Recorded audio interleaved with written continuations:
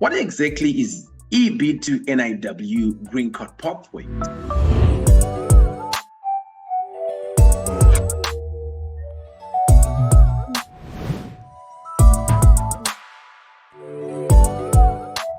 So in simple terms, you have to check if you qualify to even apply for that kind of a green card. So what you do is you check on what they call eligibility. So for you to be eligible to apply for this kind of a green card, you have to have a master's degree, preferably a STEM degree, or you should have 5 years working of experience and a bachelor's degree.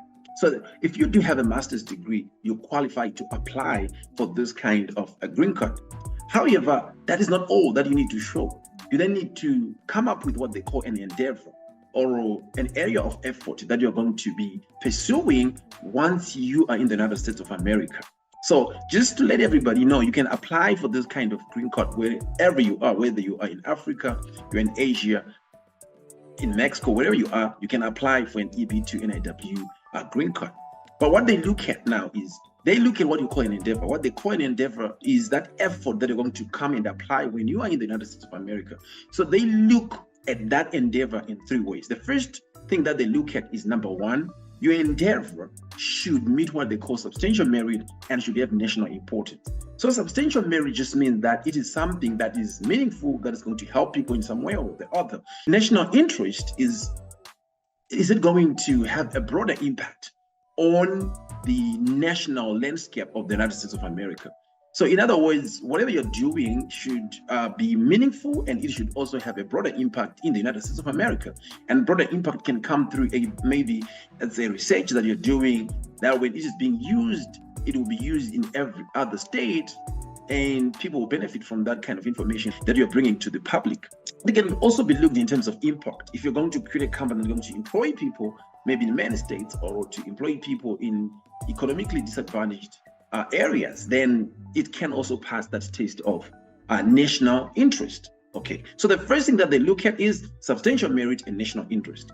Then they look at the second prong, what they call the second prong, which is, are you the petitioner, the individual who is claiming to be doing that endeavor, well positioned to advance that endeavor?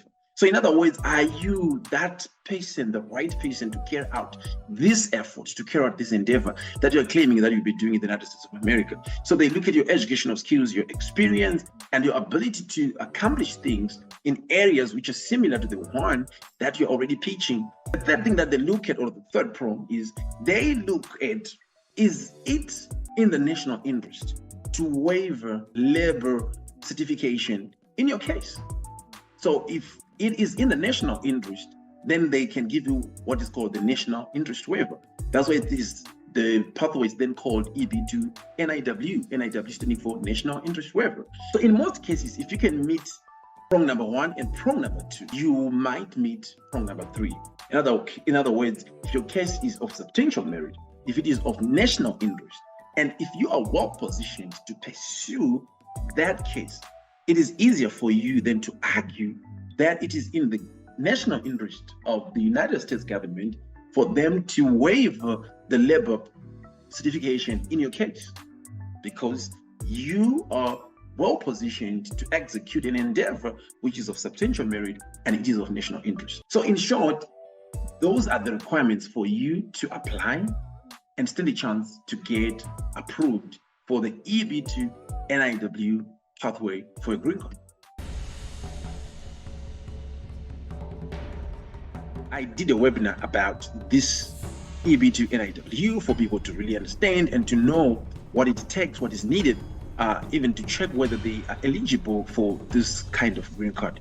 So if you want to watch that video of the webinar, which is basically like a mini course in the EB2 NIW process, you can actually look at the video linked here that will be connected to that webinar. So you can watch and you can get educated on the EB2 NIW process.